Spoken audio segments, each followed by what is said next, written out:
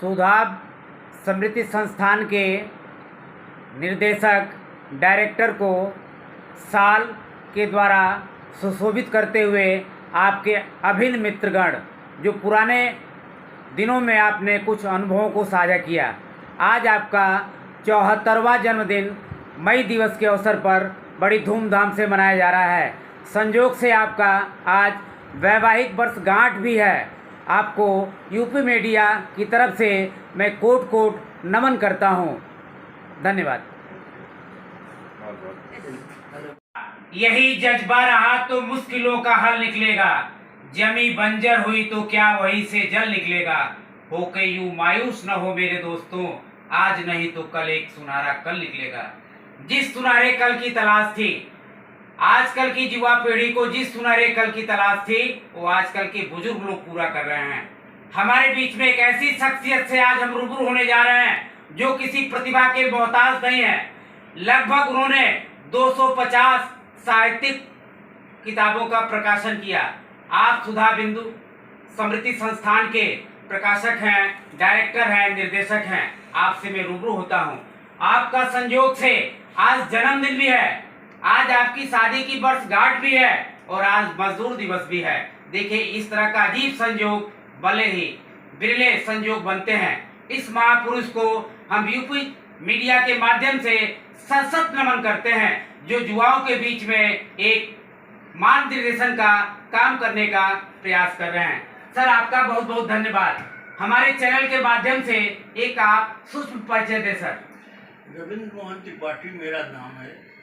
2010 जून में मैं रेल से रिटायर होने के बाद घर में बैठने से अच्छा लगा मुझको कुछ करना। जब सब लोग रिटायर होते हैं तो मैं रिटायर हुआ। मैं फिर से अपनी ऊर्जा पा गया और मैं यह सोचने लगा कि मेरे पिताजी साहित्यकार थे, मैं उनके साहित्यों को प्रकाशित करूं। 2012-13-14 में मैंने आचार्य रामदेव शुक्ल की संपादन में उनके सारी रचनाओं का प्रकाशन कराया और जब प्रकाशन कराया तो उसके बाद से प्रकाशन के क्षेत्र में लोगों ने उन पुस्तकों को इतना पसंद किया कि हाथों हाथ वो पुस्तकें स्वागत हुई।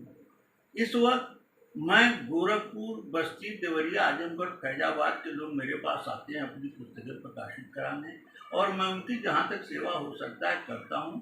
अब तक संस्थान ने 250 से अधिक पुस्तकों का प्रकाशन किया है। जी, जो आपको ये अभिरुचि पैदा हुई, क्या बाल्यकाल से ही थी अभिरुचि कि रिटायर होने के बाद ये अभिरुचि जागृत हुई सर? नहीं, मेरे पास मेरे पिताजी का अपना प्रेस था और मैं उस वक्त छोटा था और अपना और लोगों का साहित्यकारों का छापते थे। सन 53-54 से ही वह साहित्यकारों के बीच में रहे और चूँकि उन्होंने जेल जीवन में भी 40-45 किताबें लिखा और मरते वक्त 1984 में जब मरे तो 63 किताबों की पांडुलिपियाँ छोड़ के गए। मैं उन किताबों को पढ़ने के बाद और समझने के बाद साहित्य लाइन में आया और साहित्यकारों से मेरी मुलाकात हुई और रुचि तभी से मेरी ज़्यादा बढ़ गई इस लाइन में। फिर मैं किताबों के लाइन में आ गया। पूर्वांचल में ये जो प्रतिभा है विलुप्त होती जा रही है। साहित्यिक किताबों को पढ़ने में लोगों की रुचि खत्म होती जा रही है। आजकल के नवयुवकों को आप किस रूप में देखते हैं सर? आजकल मोबाइल का क्योंकि युग आ गया है, अब लोग व्हाट्सएप, फेसबुक पर ही ज़्यादा देख करके और उनकी भाग दौड़ इतनी ज़्यादा बढ़ गई है और कुछ तो लोग ऐसे भी हैं जो कि व्हाट्सएप और फेसबुक से ही किताबों को पढ़ लेते हैं। पढ़ने की रुचि अब नहीं लगेगा और किसी के पास समय भी इतना नहीं है। बच्चे जो हैं एक तो कोर्स में अपना भिड़े हुए हैं, इसलिए वो प्रेमचंद और प्रसाद में ही उलझे हुए हैं।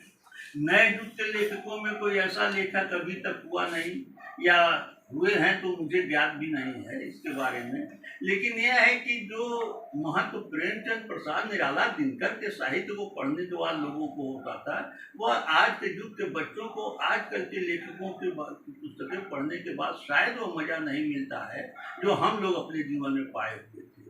तो इसलिए यह भी मेरी इच्छा है कि कुछ ऐसी पुस्तकें छात्रों और युवाओं को दी जानी चाहिए जिसमें वह रुचि रखें।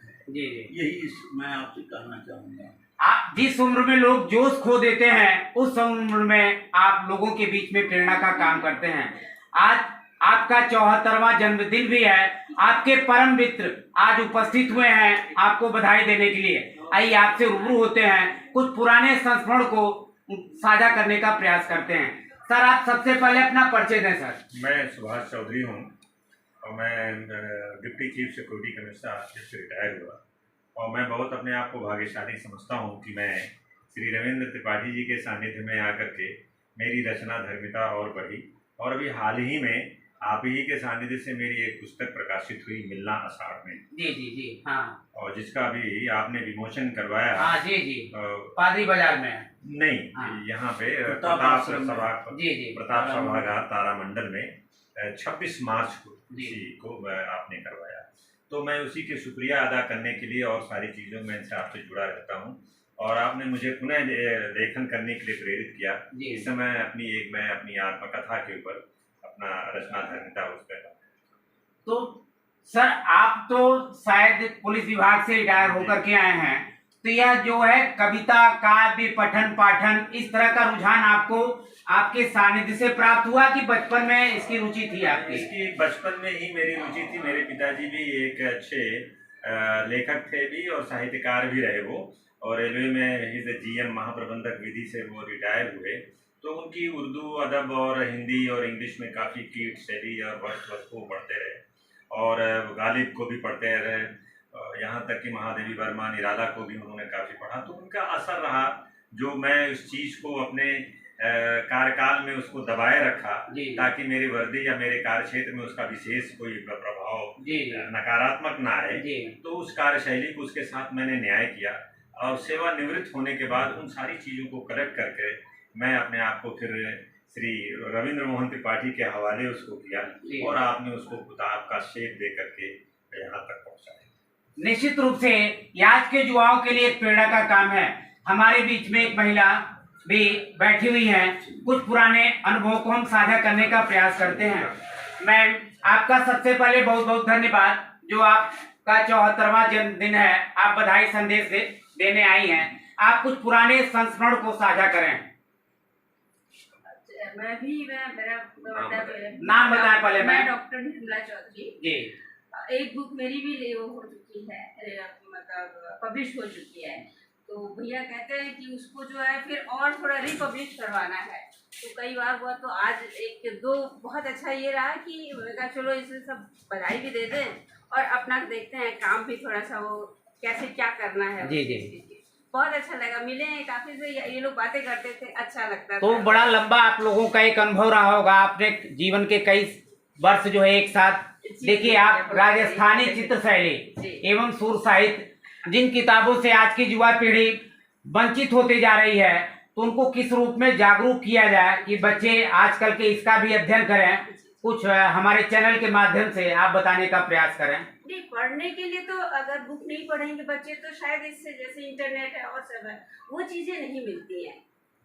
उसको बुक पे तो आना पड़ेगा, एक एग्जाम पास कर सकते हैं लेकिन उनकी नॉलेज जो है वो नहीं होगी। ज्ञान के लिए साहित्य सबसे जरूरी है और जैसा कहा भी गया है कि साहित्य समाज की धूरी होती है।